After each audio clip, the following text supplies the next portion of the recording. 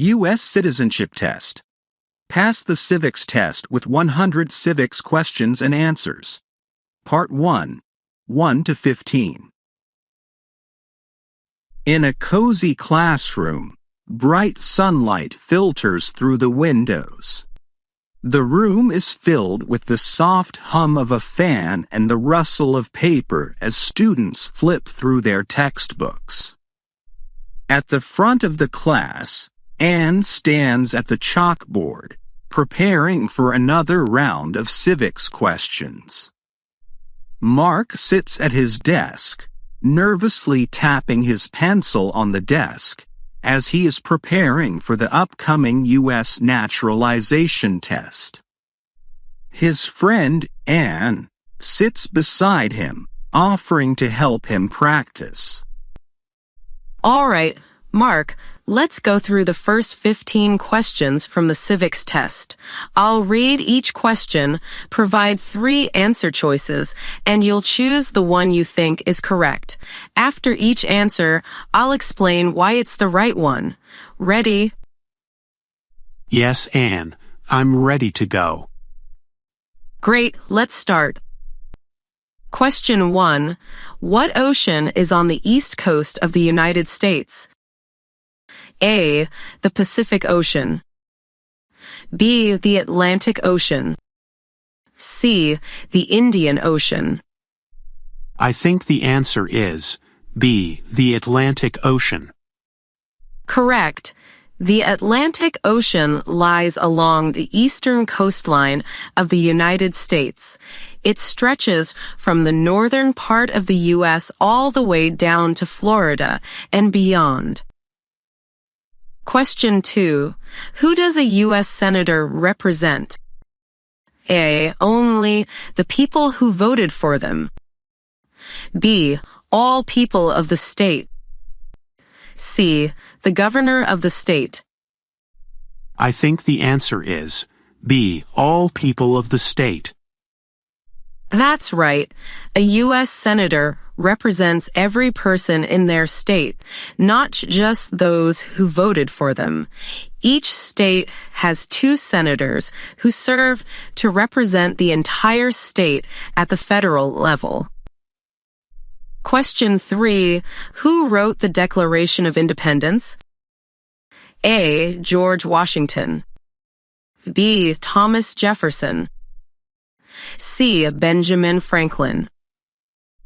I think the answer is B. Thomas Jefferson. Excellent. Thomas Jefferson was the primary author of the Declaration of Independence. He wrote it in 1776 to announce that the American colonies were breaking away from British rule. Question 4. What was one important thing that Abraham Lincoln did? A. Signed the Emancipation Proclamation to free the slaves. B. Fought in the Civil War. C. Founded the Republican Party. I think the answer is A. Signed the Emancipation Proclamation to free the slaves. Correct. Abraham Lincoln is best known for his leadership during the Civil War and for issuing the Emancipation Proclamation in 1863, which declared the freedom of slaves in Confederate states. Question 5. What did Susan B. Anthony do? A. She fought for women's rights. B. She fought for civil rights. C. She helped write the Constitution. I think the answer is A. She fought for women's rights. That's right. Susan B. Anthony was a key figure in the women's suffrage movement.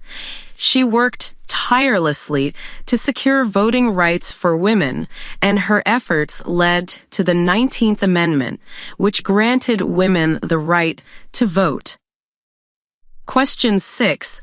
In what month do we vote for president? A. January. B. November. C. December. I think the answer is B. November. Correct.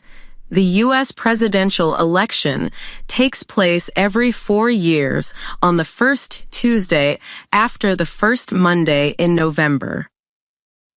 Question 7. What is the capital of the United States?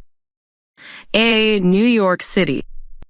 B. Washington, D.C. C. Los Angeles. I think the answer is B. Washington, D.C. Exactly. Washington, D.C. is the capital of the United States. It is located on the East Coast along the Potomac River and is home to the White House, the U.S. Capitol, and the Supreme Court. Question 8. What did the Declaration of Independence do?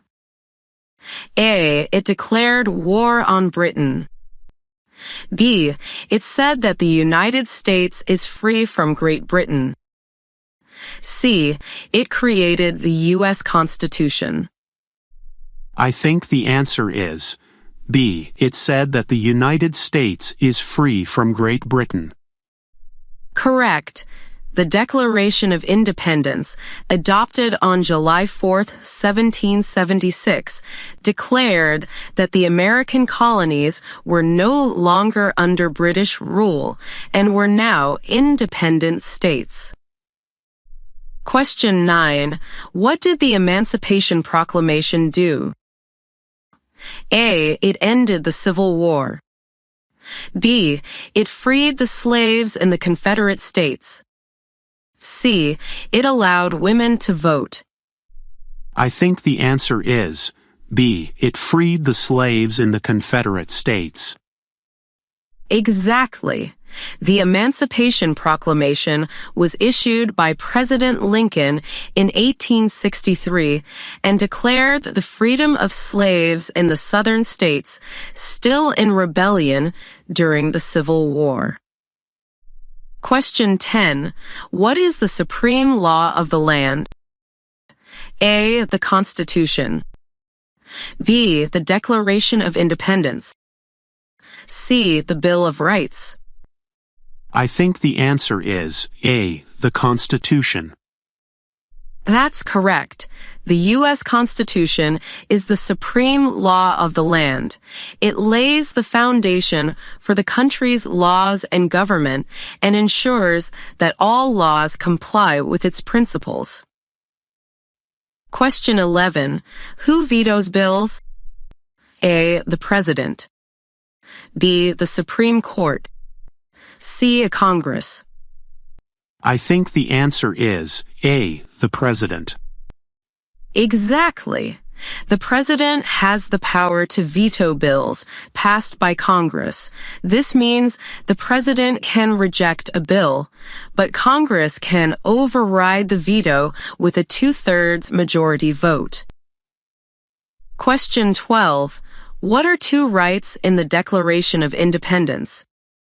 A. Life and liberty. B. Right to vote and the pursuit of happiness. C. Freedom of speech and freedom of religion. I think the answer is A. Life and liberty. Correct.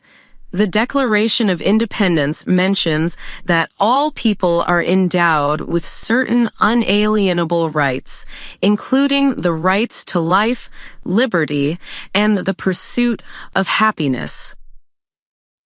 Question 13. We elect a U.S. representative for how many years? A.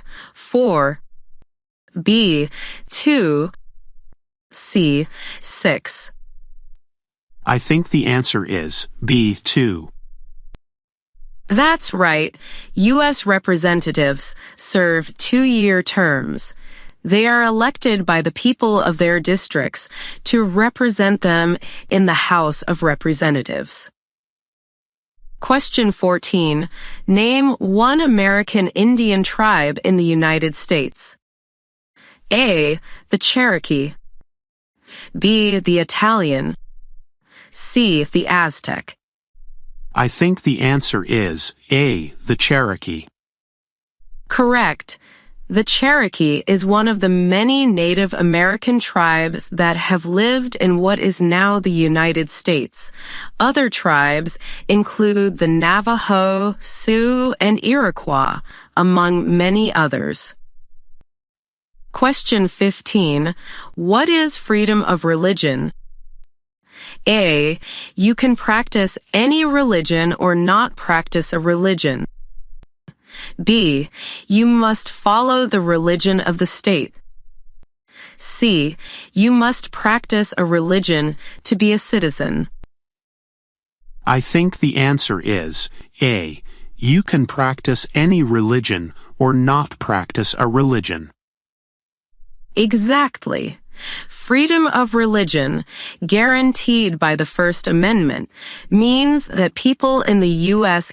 can follow any religion they choose or no religion at all, without interference from the government. Great job, Mark. You've completed the first set of 15 questions. We'll go over the next set soon. Keep practicing.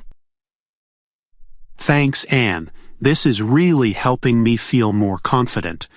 Let's go for the next set next time.